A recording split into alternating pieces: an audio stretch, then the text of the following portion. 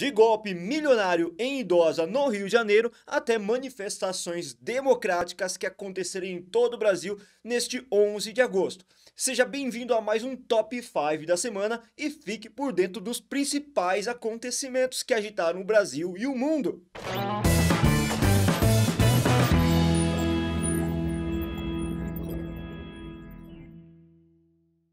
Fala, gente linda, beleza? Japa da redação aqui trazendo conteúdo quentíssimo do que rolou nessa semana para te manter muito antenado em relação aos principais eventos, claro, para você usar pertinentemente na redação e nos seus exames vestibulares. Mas antes de mais nada, peço sempre aquela encarecida ajuda, gentileza. Curta esse vídeo, compartilha o nosso conteúdo, assim como também, se por acaso você não é inscrito no nosso canal, se inscreva, ative o sininho de notificações para receber as informações dos nossos vídeos mais recentes, porque tem conteúdo toda semana e você não pode ficar de fora. Em quinto lugar, nós temos a novela que já se arrasta há algum tempo, desde o começo do ano, sobre o processo de cassação do mandato do vereador pelo Rio de Janeiro, Gabriel Monteiro. Para quem não conhece, Gabriel Monteiro é essa figura simpática que aparece na tela para vocês nesse momento. Dificilmente vocês não vão reconhecê-lo, porque antes de ser vereador, ele tinha muita fama, muitos seguidores, muitos inscritos no seu canal no YouTube. E nesse canal ele era conhecido por produzir vídeos muito polêmicos e investigativos até, que tinham um caráter popular, ou melhor dizendo, populista. E nesses vídeos ele ajudava bastante gente, assim como também procurava efetivar algumas denúncias de alguns casos de corrupção, de roubos, de furtos, entre outros eventos que geravam muito engajamento para ele nas redes sociais. E nesta semana, o Conselho de Ética da Câmara dos Vereadores do Rio de Janeiro aprovou por unanimidade o relatório de cassação do mandato do vereador Gabriel Monteiro. Pô, professor, mas quais são as acusações que pesam sobre ele? São diversas acusações, gente, não é uma só não, são várias que realmente comprometem a situação de decoro parlamentar essencial para o exercício da sua função dentro da Câmara dos Vereadores do Rio de Janeiro. Exemplo de crimes: edição e manipulação de vídeos, violação do Estatuto da Criança e do Adolescente, incluindo crimes sexuais, agressões e intimidações praticadas a ex-assessores e alguns cidadãos também que participavam desses vídeos. E a situação dele só se compromete ainda mais porque, depois que essas denúncias vieram a público, muitas outras mulheres relataram agressões sexuais, de estupro inclusive. Ou seja, diante de toda essa situação polêmica em que ele se envolveu, a situação desse cara tá bem comprometida mesmo na carreira pública política. E esse caso traz com certeza diversas reflexões à nossa sociedade, sobre as questões que envolvem as pessoas que nós estamos colocando no poder.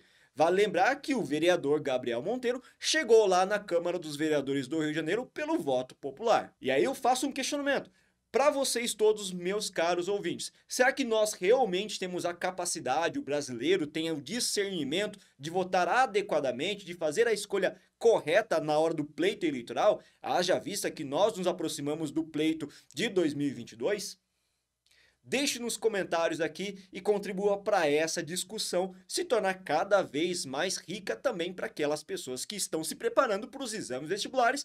Afinal de contas, esse é um tema quentíssimo também para cair nas provas. Em quarto lugar, nós temos uma situação bem trágica e alarmante que aconteceu no dia 8 de agosto em Jacareí, interior de São Paulo, e que levanta novamente essa grande polêmica em relação ao debate da liberação ou não do porte de armas. O que aconteceu nessa data do dia 8 de agosto? Uma criança de 8 anos acabou matando acidentalmente o seu cunhado de 27 anos. O jovem morto era um CAC, caçador, atirador, colecionador, e carregava uma arma carregada com 12 projéteis no banco de trás do carro, quando ele foi buscar o seu cunhado de 8 anos e seu irmãozinho de 5 numa escola particular no final da tarde. Quando ele transitava pelo veículo, ele acabou sofrendo um disparo acidental efetivado por esse menino de 8 anos. E esse tiro acabou atingindo esse jovem de 27 anos na cabeça. O caso foi registrado como omissão de cautela e morte acidental. Certamente esse evento acaba acirrando ainda mais a discussão que envolve o porte ou não de armas,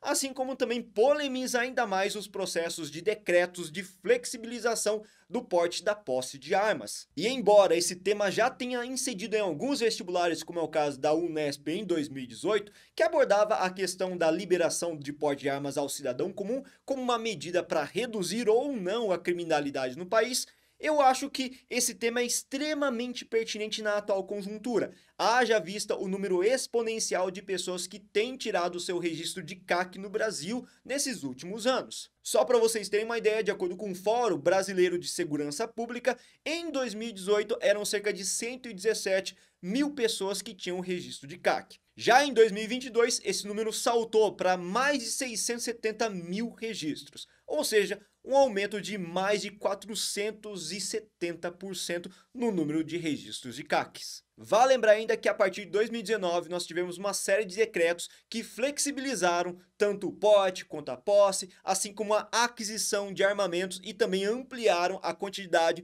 de balas, assim como também de armas que um CAC poderia deter sobre a sua tutela. Atualmente, um CAC pode ter cerca de 60 armas, sendo que 30 de uso restrito das Forças Armadas, como fuzis.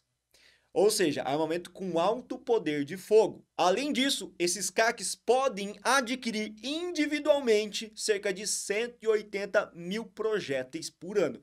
Cara, é muito tirinho para dar por aí, não acha? Mas a partir desses decretos todos e dessa flexibilização que garante a maior facilidade na aquisição de armamentos, assim como também uma facilidade maior na aquisição do registro de CAC, o que a sociedade brasileira espera? Espera um controle também mais rigoroso das autoridades em relação a quem vai poder realmente portar uma arma, certo? Ou ter a posse, no caso de uma arma. No final de julho, o Estadão, numa reportagem investigativa, revelou que 3 criminosos presos por ligação com o PCC conseguiram adquirir o registro de CAC e dessa forma conseguiram também adquirir tanto munição como armamento pesado legalmente. Ou seja, o que tem acontecido então é que muitos criminosos têm se valido das vias legais para a aquisição de armas que abastecem o crime no Brasil.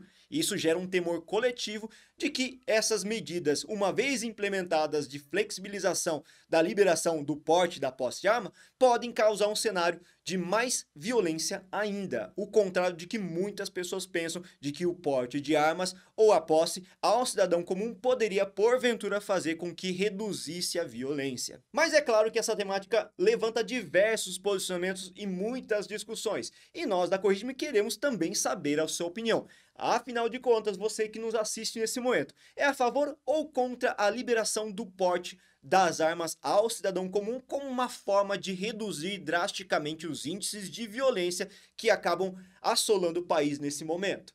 Deixe nos seus comentários, coloque a sua opinião, que a gente agradece bastante também. E em terceiro lugar, nós temos um caso internacional que me chamou bastante atenção, me instigou a curiosidade e eu trouxe aqui para vocês. Falo aqui das famosas pedras da fome. Pô, mas o que é isso, professor? São pedras que contêm algumas inscrições feitas por povos do século XV ao século XIX e que estão localizados onde hoje se encontra a Alemanha e a República Tcheca. Essas pedras estão localizadas especificamente nas margens dos rios. E quando o rio baixa bastante o seu nível por conta de uma seca severa, essas inscrições aparecem e trazem algumas mensagens bem sinistras e fatalistas. Mas por que os povos faziam essas inscrições nessas pedras antigamente?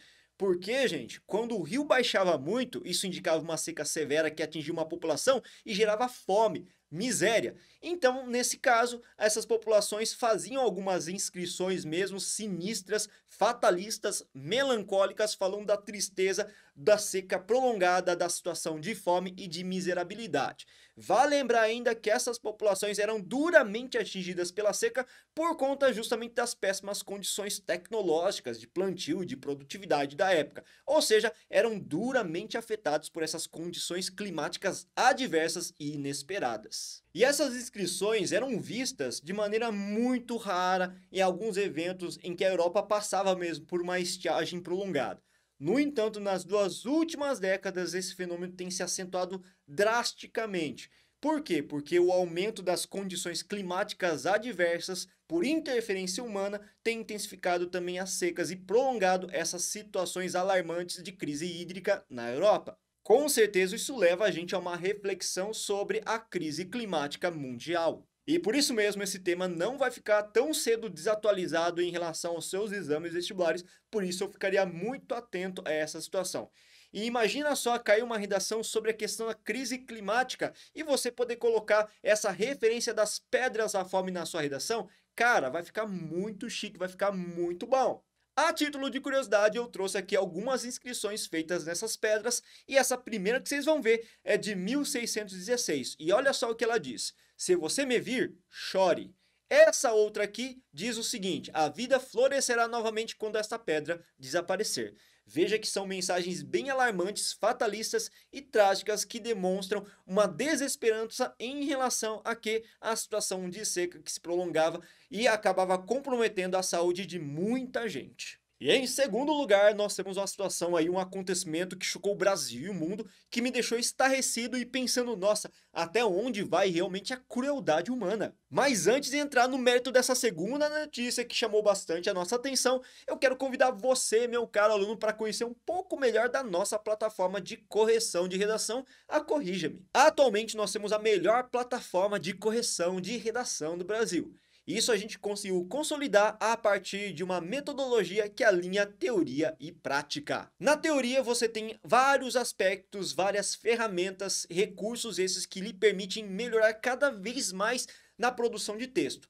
Essa parte teórica inclui diversos cursos que estão disponíveis na nossa plataforma, que vão desde o nível básico até o avançado, assim como também você tem a opção de selecionar cursos que acabam atingindo diretamente uma banca específica aí do seu interesse. Além disso, nós contamos também com cursos de gramática prática voltado para melhora da construção textual, de acordo com a gramática que você realmente vai praticar na hora de escrever uma redação e não naqueles cursos de gramática que você vê um monte de coisa e praticamente você não usa nada. Em relação à teoria, nós disponibilizamos recursos esses de envio de redação. Você pode enviar uma redação escrevendo na nossa própria plataforma ou mandando uma imagem da sua redação pronta manuscrita.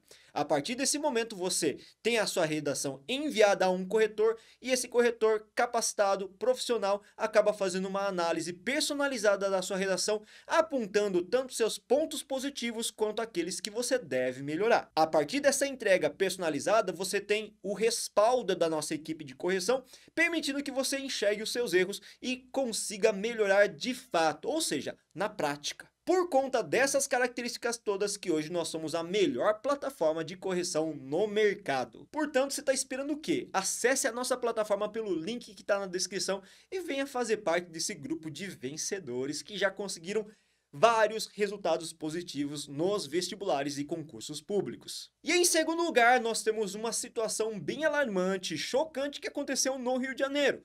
A Polícia Civil do Rio de Janeiro, nessa semana, empreendeu uma operação intitulada de Sol Poente, baseado na obra de Tarsila do Amaral, em que nessa operação uma filha foi presa, acusado de praticar diversos golpes contra sua mãe idosa, a própria mãe, gente. O valor estimado do golpe é de 725 milhões.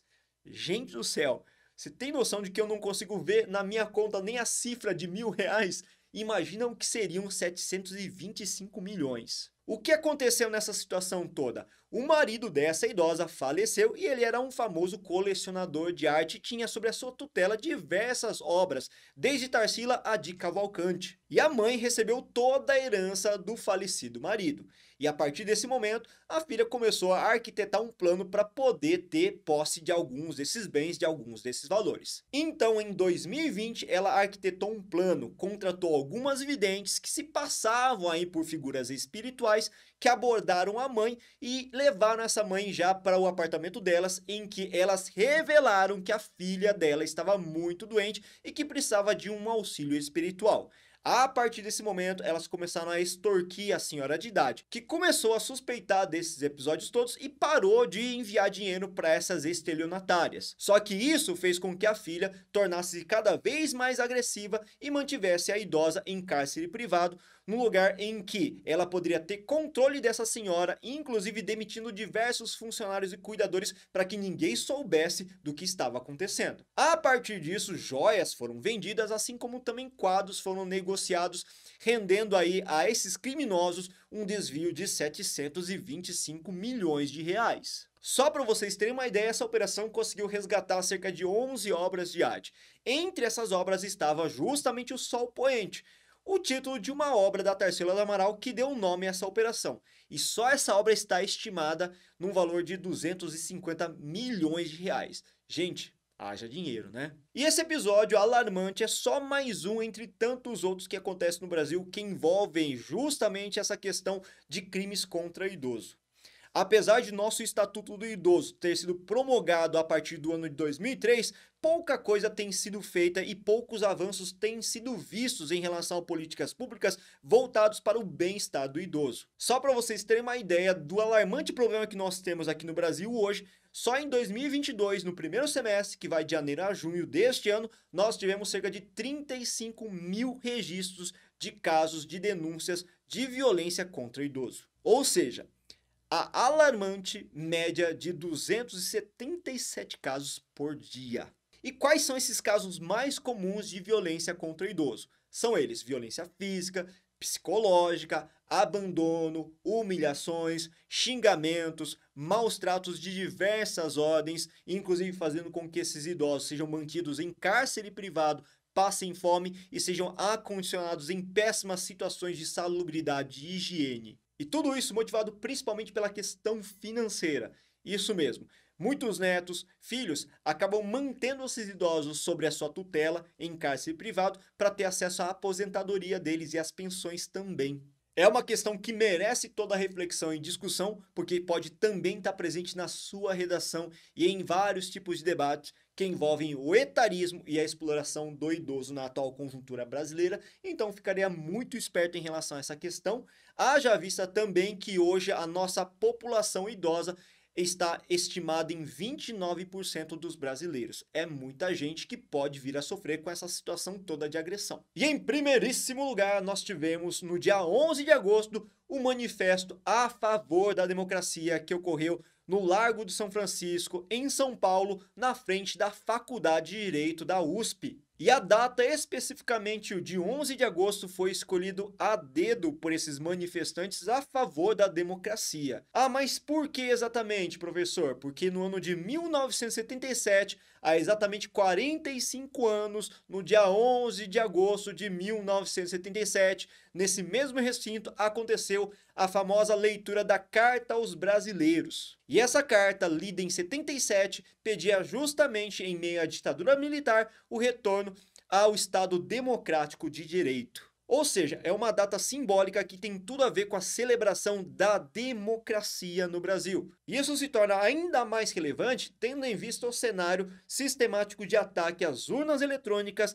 e também ao pleito eleitoral de 2020. Ou seja, existe uma ameaça constante que vários setores públicos estão verificando em relação à democracia e à legitimidade do resultado das eleições. E por isso mesmo, no dia 11 de agosto, essa manifestação em São Paulo, assim como diversas manifestações nas capitais brasileiras, aconteceram pedindo o respeito às urnas eletrônicas e também o respeito ao Estado democrático de direito que vigora numa democracia, na nossa democracia no caso. E meio que reproduzindo esse fato histórico lá de 77, foi lido a Carta às Brasileiras e aos Brasileiros em defesa do Estado democrático de direito. E independente da sua posição assumida em relação a esse caso, é muito importante como estudante, preparando-se para os exames vestibulares do final do ano, ficar atento com esses acontecimentos. Vale lembrar que isso tudo foi deflagrado diante de uma resposta democrática aos discursos de ódio, de intolerância e da dúvida ou do questionamento em relação à lisura das eleições. E isso tudo pode sim repercutir diretamente na sua redação, como temática, obviamente, mas também pode repercutir na sua prova nas mais diversas áreas do saber, da história, da geopolítica, que abordam essas questões. Então, fica ligado! Finalmente chegamos ao final do nosso Top 5 da semana. Mas calma aí, não pula esse vídeo ainda, não para de assistir porque nós temos um extra e toda vez o extra aqui traz uma curiosidade, alguma coisa mais divertida que foge aí da seriedade dos demais apontamentos que a gente faz. E olha só essa imagem, vocês estão vendo? O que essa imagem parece, gente? Por incrível que pareça, esse é o Minduca, o mascote oficial da Feira Nacional do Amendoim que acontece em Jaboticabal, interior de São Paulo, anualmente. Claro, com exceção das edições de 2020 e 2021, que foi cancelado por conta da pandemia.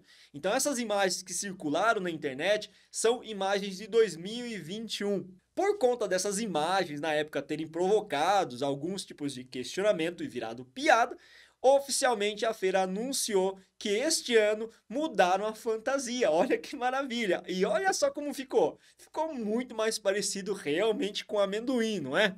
Eles deram uma repaginada, redesenharam o modelo e agora sim provavelmente não vão ser mais vítimas desse tipo de meme, de piada. Chegamos então ao final desse vídeo, agradecemos demais a paciência por ter nos escutado até aqui e queremos também convidar todos vocês a seguir a gente nas redes sociais, Facebook, Instagram, estamos também com um grupo do Telegram com muita informação de qualidade para você que quer melhorar a sua construção redacional. Valeu mesmo, gente linda, muito obrigado, bons estudos e até a próxima aula!